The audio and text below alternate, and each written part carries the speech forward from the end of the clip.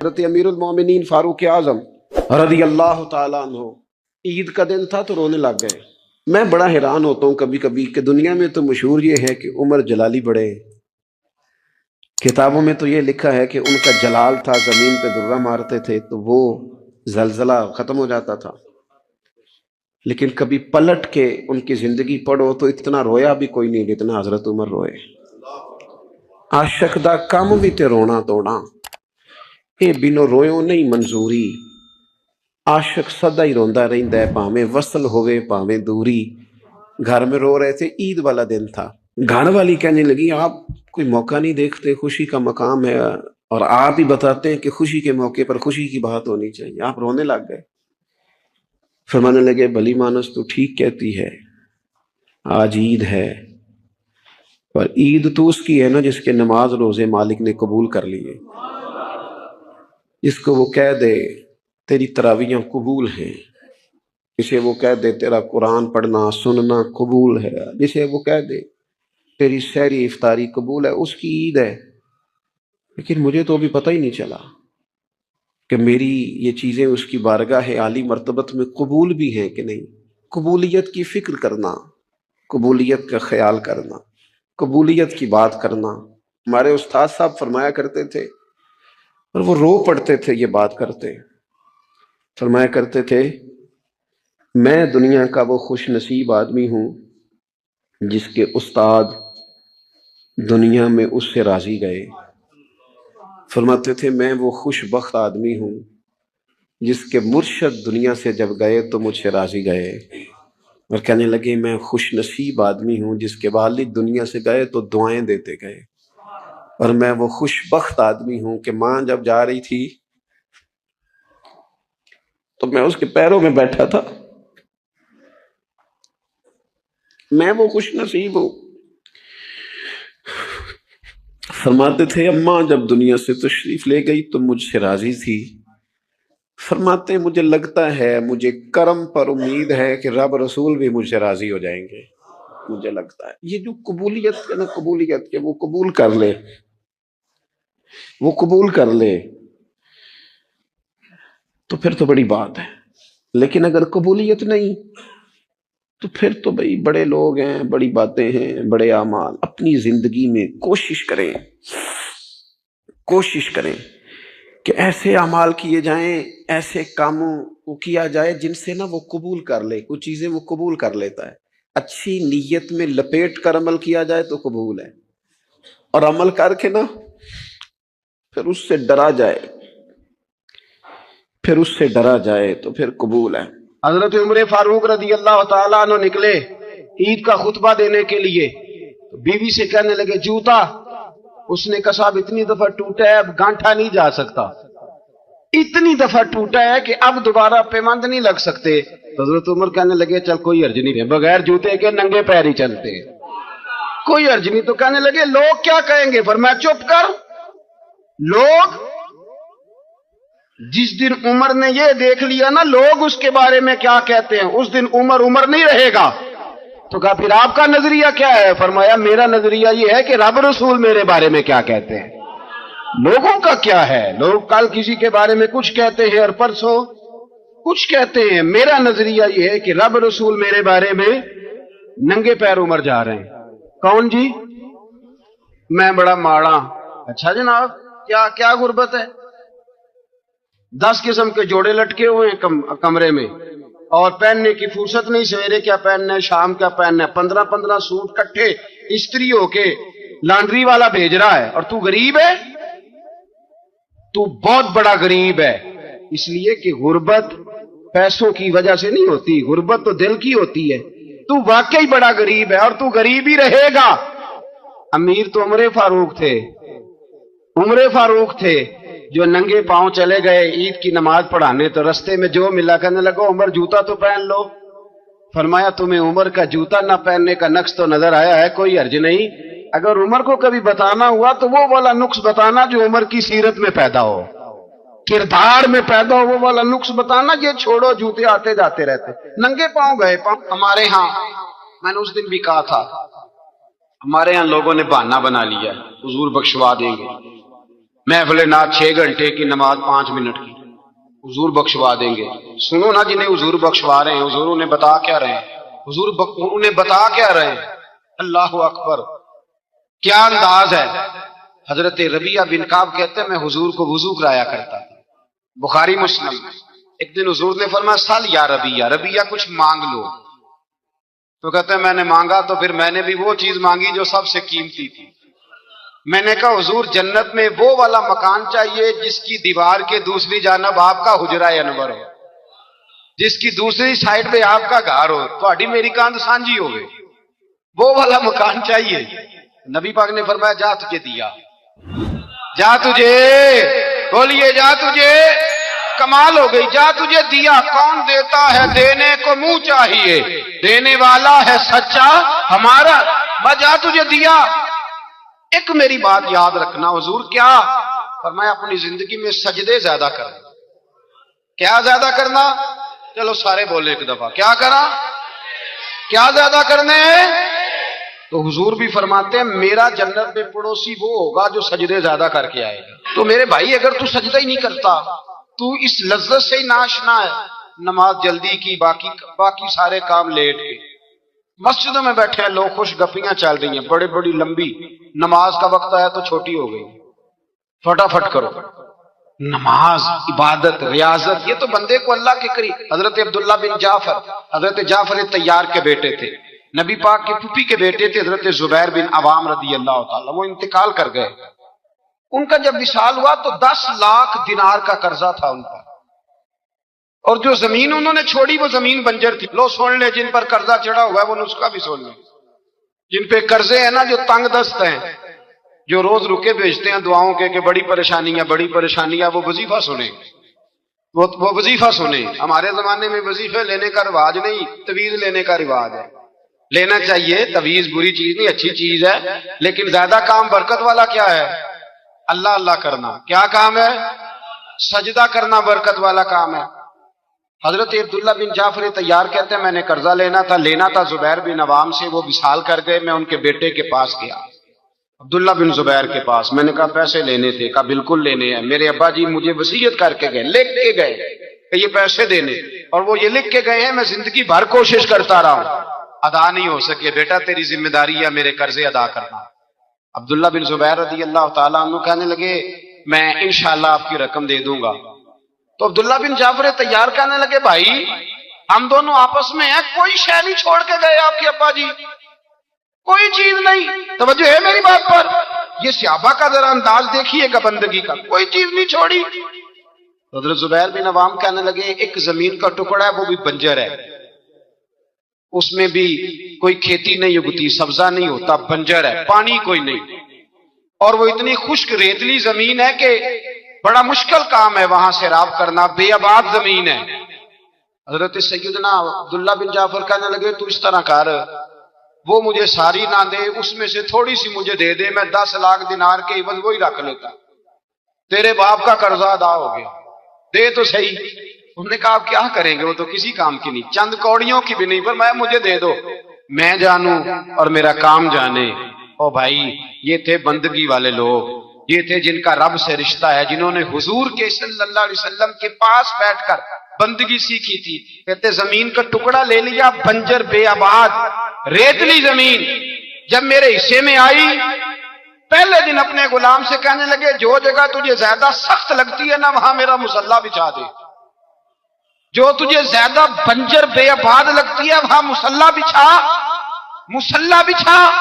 غلام نے مصلی بچھایا تو عبداللہ بن جعفر نے اللہ اکبر کہہ کے نیت باندھی۔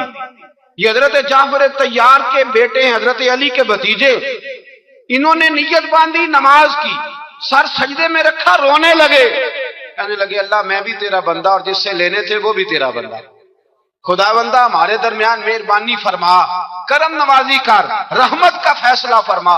اتنا روئے کہ مصلی بھیگ گیا۔ کہتے اتنا تڑپ رہے تھے کہ صحابہ اکٹھے ہو گئے ان کے گرد، مصلی بھیگ گیا۔ جب بھیگا ہوا مصلی نماز مکمل کر کے اٹھایا نا، کہتے مصلی اٹھایا تو نیچے سے اللہ نے پانی کا چشمہ جاری فرما دیا، اللہ نے پانی کا چشمہ جاری کر دیا، فرمایا بناؤ حوض، کرو کھیتیاں سیراب۔ فرماتے ہیں جہاں ایک درخت نہیں اگتا تھا اللہ نے پورا باغ اگا دیا، جہاں ایک پھل نہیں ہوتا تھا وہاں عالی شان پھل لگ گئے، قرضے بھی ادا ہوئے۔ حضرت زبیر بن عوام کے بچوں کے پاس مال دولت بھی بچ گیا۔ لوگ جب کہتے ہیں یہ ساری کس چیز کی برکت ہے، اور فرماتے یہ ساری سجدوں کی برکت ہے، یہ رب کی بندگی کی برکت ہے، یہ اس کی بارگاہ میں نماز پڑھنے کی۔ مسلمان توجہ نہیں کرتا، توجہ نہیں۔ جاگ رہے ہیں آپ حضرات؟ یہاں کوئی حکومت اعلان کرے نا کہ ہر نماز کے بعد 500 روپیہ، کتنا جی؟ میرے خیال کسی بھی نہیں ہونا مسجد۔ او خدا کے بندو بات سمجھو، رب فرماتا ہے تو مسجد آدھا میں تجھے برکت عطا کروں، میں تجھے برکت دوں گا میں۔ ایک صحابی کہتے ہیں مجھے اکثر یہ حضور کا فرمان سنتا تو میرے دل میں خیال آتا آخر اللہ کس طرح برکت دیتا ہے اللہ آخر۔ ایک صحابی کہتے ہیں نبی پاک صلی اللہ تعالی علیہ وسلم نے فرمایا عبادت کرو اللہ برکت دے گا۔ میرے دل کے اندر خیال آیا کس طرح، آخر اللہ کس طرح سے نوازتا ہے، رنگ کیا ہے؟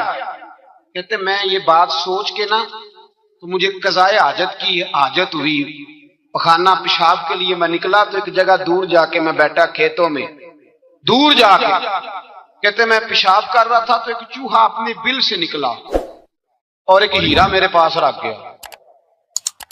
میں پیشاب کر رہا ہوں، کہتے پھر گیا اندر تو ایک ہیرا اور رکھ گیا، پھر گیا تو پھر رکھ گیا، پھر گیا تو پھر رکھ گیا، کہتے 15 ہیرے چھوڑ گیا۔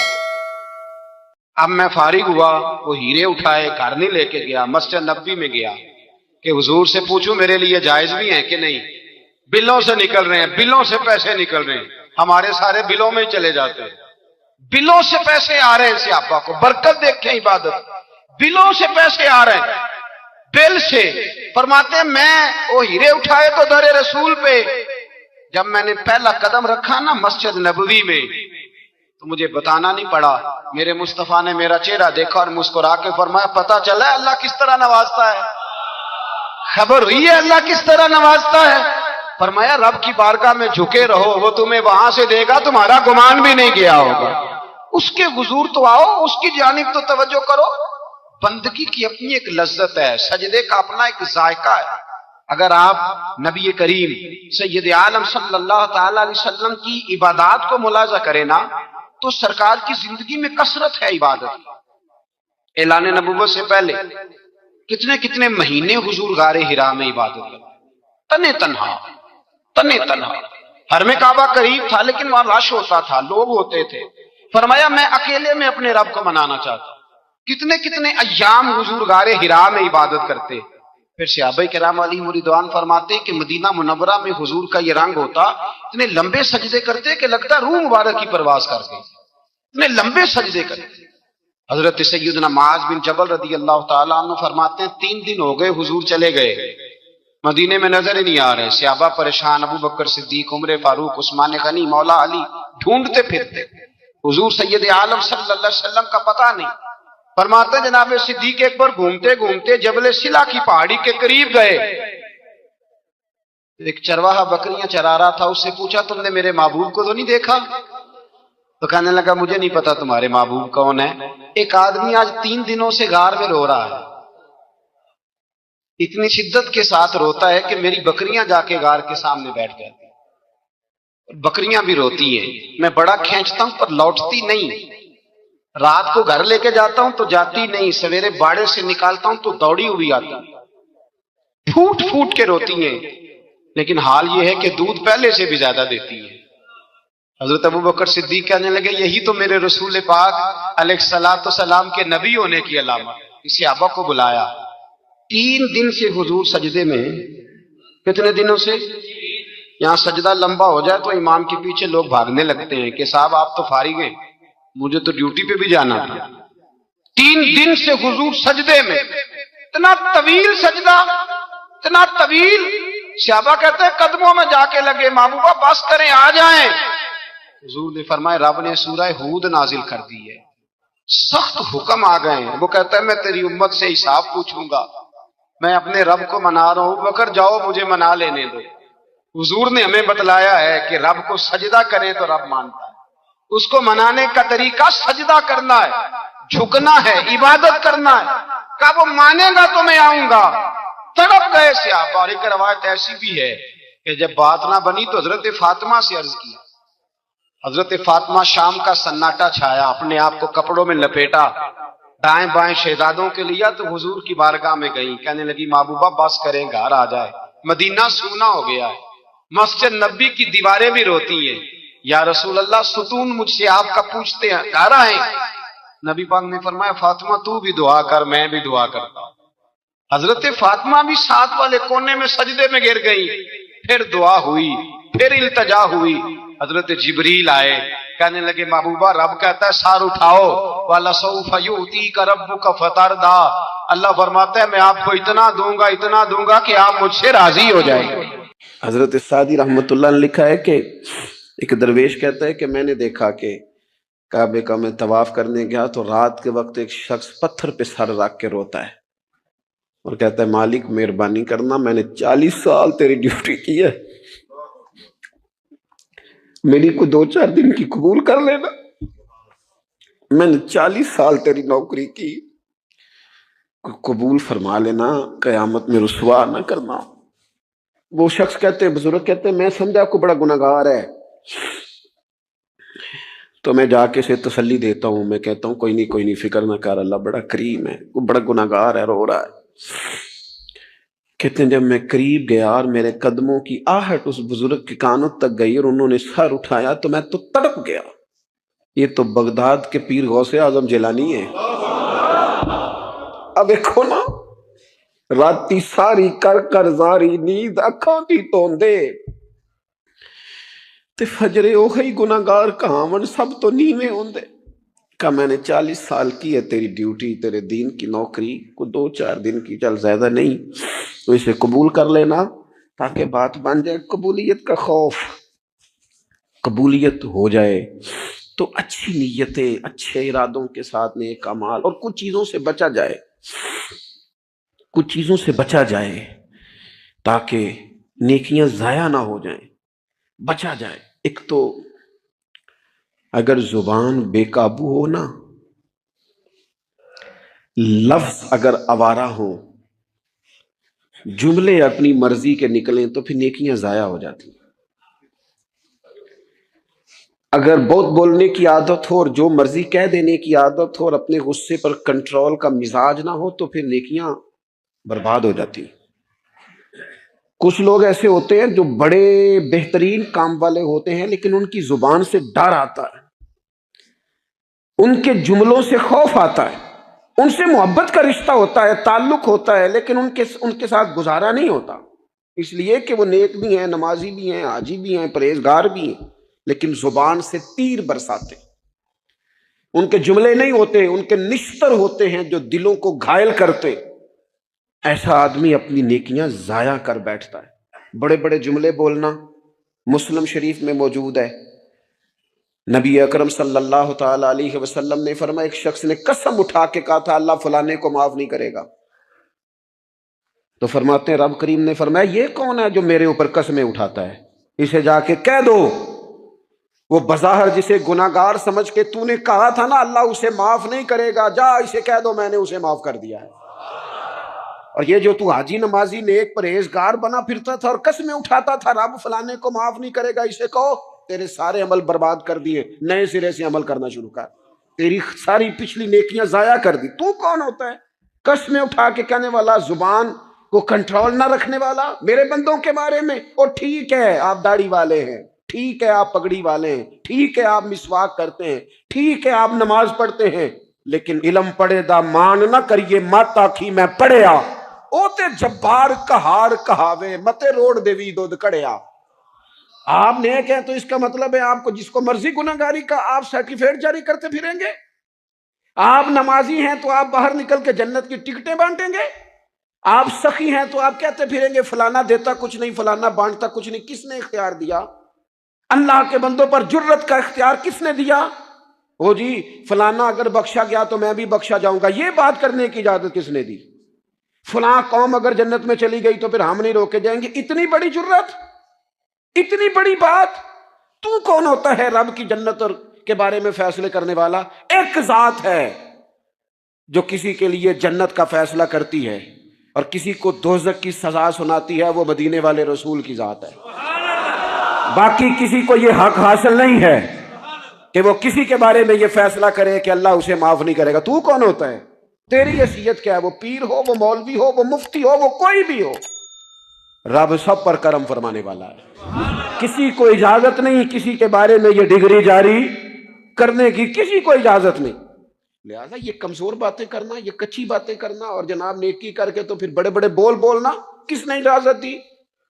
میں ممبر پہ بیٹھا ہوں اور مجھے سالوں بیت گئے تبلیغ کا کام کرتے، میں ایسے لوگوں کو جانتا ہوں جن کا بالکل نام نہیں آتا، لیکن انہوں نے اپنی زندگی میں کروڑوں روپے راہ خدا میں خرچ کیے، ان کا کہیں ذکر نہیں، کہیں انہوں نے تذکرہ نہیں کیا، لیکن وہ ہر روز رات کو اٹھ کے تہجد پڑھتے۔ انہوں نے کبھی کسی کو نہیں بتایا، لیکن جب وہ اپنی تسبیح نکالتے ہیں تو انہیں توفیق دیتا ہے کائنات کا مالک کہ پڑھ میرے رسول پہ درود پاک، اور وہ لاکھوں کی تعداد میں پڑھ گزرتے ہیں، انہیں توفیق دی ہے رب نے، لیکن انہیں اپنی زبان سے یہ باتیں کبھی بیان نہیں کی۔ میں جانتا ہوں ایسے لوگوں کو میرے عزیزوں، اپنی زندگی میں بڑا بول نہیں۔ ایک بڑی نیک خاتون ہے، پاک باز ہیں، حضور علیہ السلام کی بارگاہ میں حاضر ہیں، تو انہوں نے صرف اتنا لفظ کہہ دیا کہ یہ فلانی بی بی کا قد چھوٹا ہے، حالانکہ یہ کوئی بڑی بات نہیں، لوگ کہہ دیتے ہیں، اور ہمارے ہاں تو جب کوئی تنقید کرنے پہ آتا ہے تو جو من میں آتا ہے کہہ دیتا ہے، یہ جی اس بی بی کا قد چھوٹا ہے، اتنے لفظ کہہ دیے۔